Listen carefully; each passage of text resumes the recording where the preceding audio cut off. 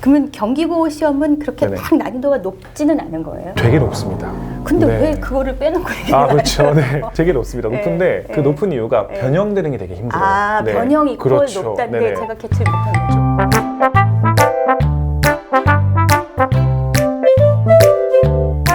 반갑습니다. 네, 선생님. 반갑습니다. 네, 경기고등학교 전문 이두현 선생님 맞으시죠? 네, 맞습니다. 예, 경기고등학교 내신은 한마디로 어떤 내신인가요? 일단은 변형이 있어서 변형이요? 그렇죠. 네. 일단 기본적인 시험 공부에 대한 대비가 충분히 되는 것도 중요하지만 네. 어쩔 수 없이 변형 때문에 진짜 원래 학생의 실력도 조금 출중해야지 좀 높은 등급을 받을 수 있는 그런 내신입니다. 아무래도 이제 킬러 문항으로 불리는데 네. 이게 독해 문제에서 특정 구가 뭐 절로 바뀌기도 하고 네. 또는 어떤 뭐 단어 문제라 치면은 특정 단어가 또 이제 다른 단어로 바뀌기도 하고 그래서 보통 시험 범위가 정해지면은 네. 그 범위를 통해서 지문을 읽고 공부하는데 그게 바뀌어서 나오니까 어려운 문제에서는 이제 처음 보는 내용이 되는 거죠. 처음 보는 단어가 되는 것이고요. 그래서 그런 부분을 좀 사전적으로 좀 공부하는 것들 학원에 오게 되면은 다 집어줄 거니까 네. 그런 포인트를 잘 암기하는 게 되게 중요합니다. 보통 모의고사 지문이나 교과서 지문이 시험 범위에 들어가요. 모의고사가 부교재예요? 부교재 개념이죠. 그렇죠. 네네. 다른 부교재는 없어요? 없습니다. 아. 보통 모의고사가 2세트씩 들어가거든요. 교과서랑 모의고사 그렇죠. 두 세트. 네네. 네. 이제 네. 2세트 들어가는데 네. 거기서 중요 표현이 있겠죠. 네. 중요 문법이나 어휘가 있을 텐데 네. 또 학교 선생님도 그런 거 위주로 내시고요. 네. 그래서 중요한 의미를 내포하고 있는 단어가 네. 이제 조금 바뀌는 거죠. 동의어나 반의어나 유의어 등등으로. 그래서 뭔가 단어를 암기할 때 네. 그 가족 단어라고 부르는 게 있어요. 네. 그러니까 특정 명사가 있으면 명사, 형용사 형태, 명사면 부사 형태 이런 식으로 네. 좀 통으로 같이 암기해야지 이제 시험 대비가 잘 될 수 있습니다. 동의어, 반의어 이런 것. 그렇죠. 그래서 걔네도 가족인 거죠? 그렇죠. 가족인 거죠. 그렇죠. 네. 가족 단어입니다. 네. 네네네. 어법은 어떻게 하면 돼요? 어법 같은 경우는 사실 워낙 독해 문제랑 어휘 문제가 좀 서술형도 마찬가지고요. 어려워서 네. 어법은 상대적으로 조금 쉽게 나와요. 아. 물론 이거는 저 강사의 주관적인 입장이고 네. 학생들에게는 어떨지 모르겠지만 네. 어법은 수업 시간에 집어주는 포인트가 그대로 나올 수밖에 없습니다. 네. 그래서 그런 포인트만 잘 숙지하고 네. 암기하고 또 문제 통해서 풀어주면은 네, 충분히 잘 맞힐 수 있을 겁니다. 그러면 어법은 네네. 포인트로 집어주신 거 그렇죠. 위주로 하면 되고 네네. 독해랑 어휘 요거를 네네. 열심히 해야 되는 거예요. 그렇죠. 그 부분도 네. 포인트를 집어주긴 할 거예요. 집어줄 건데 사실은 근데 이제 그 변형되는 거는 정말 강사가 신기가 있지 않는 이상 모든 걸 100% 다 집어줄 수는 없는 건 사실이에요. 네. 근데 최대한 메이크업 해줄 것이고 네. 어쨌든 수년간 지도해온 강사 입장에서는 어떤 포인트가 시험 나올지에 대해서는 또 어느 정도는 이렇게 감이라고 할까요? 지식을 가지고 있으니까 결국 중요하다고 생각되는 어법 그 주제가 나오는 거잖아요. 그렇죠. 그죠? 그렇죠. 네, 어법이든 어휘든 네. 뭐 독해든 마찬가지입니다. 네. 근데 사실 또 다른 과목 때문에 바빠서 네.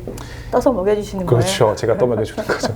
제발 꼭꼭 씹어 먹어라. 그렇죠. 밥상을 차리고 이제 먹여주는데도 네.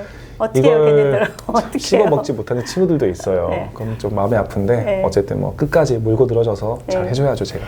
그러면 경기고 시험은 그렇게 네네. 딱 난이도가 높지는 않은 거예요? 되게 높습니다. 근데 네. 왜 그거를 빼놓고 얘기를 그렇죠. 하죠? 네.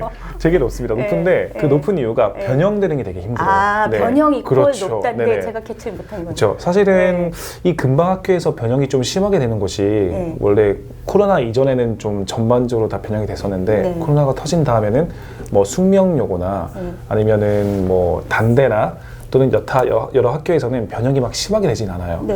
근데 휘문고나 이제 이렇게 진선여고나 네. 경기고등학교는 이게 변형이 좀 심하게 돼서 아까 말씀드린 것처럼 시험 대비를 열심히 하더라도 네. 이게 처음 보는 내용, 그러니까 처음 보는 단어가 나오니까 아이들의 원래 실력이 좀 중요한 네. 그래서 좀 대비함으로써 맞출 수 있는 문제가 있지만 대비함으로써 맞출 수 없는 문제도 있어서 그것 때문에 조금 슬픈.